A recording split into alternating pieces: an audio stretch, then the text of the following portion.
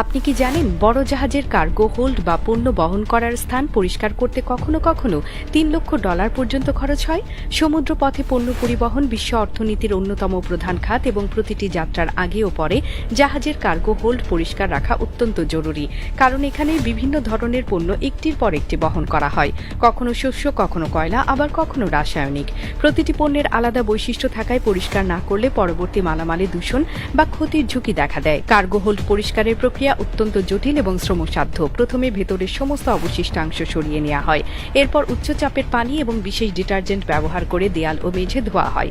অনেক সময় রাসায়নিক পদার্থের কারণে সৃষ্ট দাগ তুলতে বিশেষ সলভেন্ট ব্যবহার করতে হয়। পরিষ্কার শেষ হলে ভেতরের বাতাস পরীক্ষা করা হয় যাতে কোনো ক্ষতিকর গ্যাস বা দূষক অবশিষ্ট না থাকে।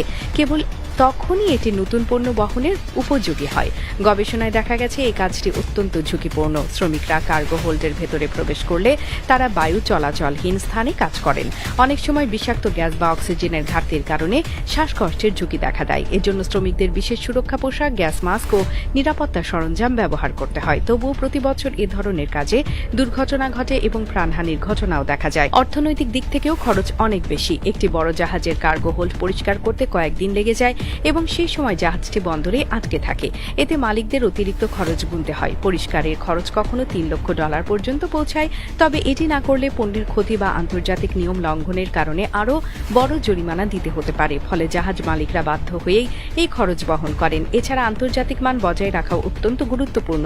বিশ্বজুড়ে পণ্য পরিবহনের জন্য আন্তর্জাতিক সামুদ্রিক সংস্থাগুলো কঠোর নীতিমালা অনুসরণ করে। কোনো জাহাজ যদি কার্গো হোল্ড যথাযথভাবে পরিষ্কার না করে নতুন মাল বোঝাই করে, তবে সেটি বন্দরে আটকে দেওয়া হয় বা ভারী জরিমানা করা হয়।